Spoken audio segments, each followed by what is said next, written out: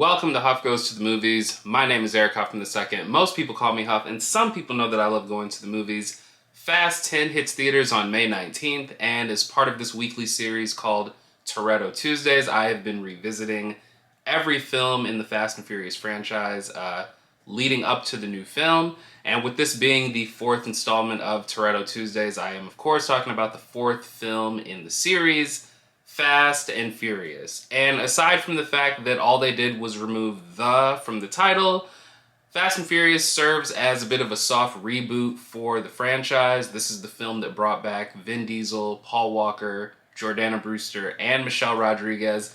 It brings us back to Los Angeles and starts to explore that world of LA street racing again, but this time Paul Walker's character is back working with the FBI, and he's not even really aiming for Dominic Toretto this time. He's actually trying to take down a drug dealer named Braga, who is sort of a mystery figure throughout the film, and it is at that point that he sort of by chance runs into Dominic Toretto as he is trying to once again infiltrate the LA street racing scene. Before revisiting this film, I have been saying for years that Fast and Furious is easily the weakest of the entire series.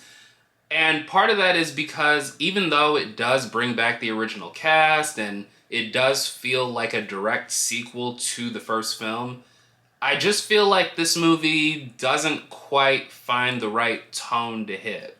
So, obviously, I don't know if anyone watching this now has never seen these movies, but at this point I think everyone knows that Michelle Rodriguez's character Letty is actually killed off in the first act of the film, and so much of what drives the plot of this film is a revenge mission by Dominic Toretto to find out who's responsible for her murder.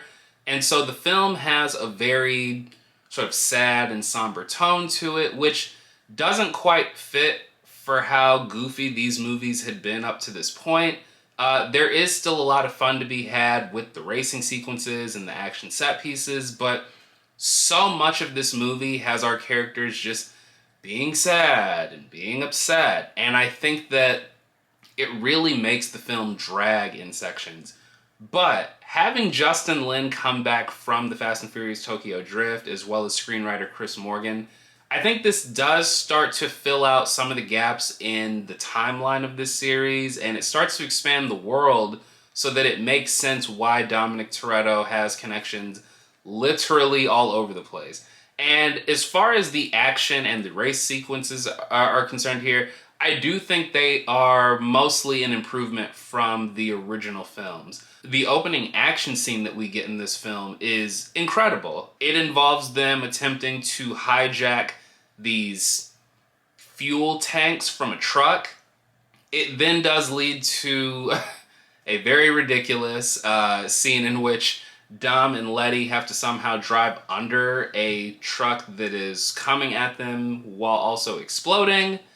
That is the least absurd thing that has happened at any point in these films, so I guess on a curve, it works. But the racing scene that we get in the first act of the film is actually a big improvement from what we got in the very first film. We do get them not just driving, not in a straight line, but we actually get them driving in traffic, and so the stakes have really been elevated in this entry. And I think that works.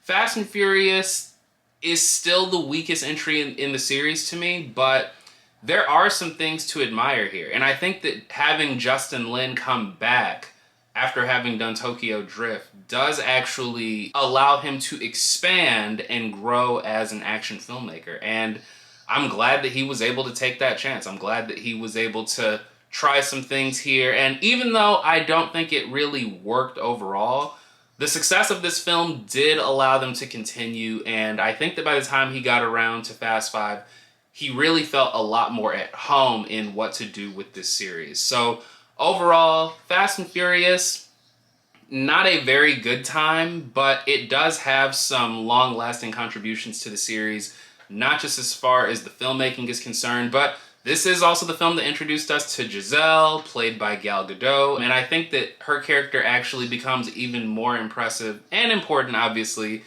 in the following films. So overall, I would have to say that Fast and Furious, while it does have some fun moments, is just not very good. And if I had to give it a rating, I would say that it is probably a 2 out of 5 star film.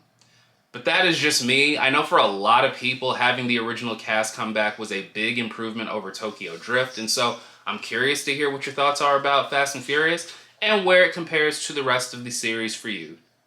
But that is all from me. If you like this video, go ahead and give it a thumbs up. If you haven't already, subscribe to the channel, hit the bell icon. That way you can stay up to date on everything that I've got going on here at the channel. Coming up next, the Citizen Kane of the Fast and Furious universe, Fast 5. I'm very excited to go back and watch that.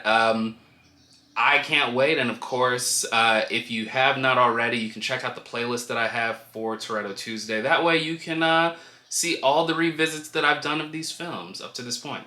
But once again, my name is Eric Huffman II. Most people call me Huff. Salute me familia. I'll see you at the movies. Peace.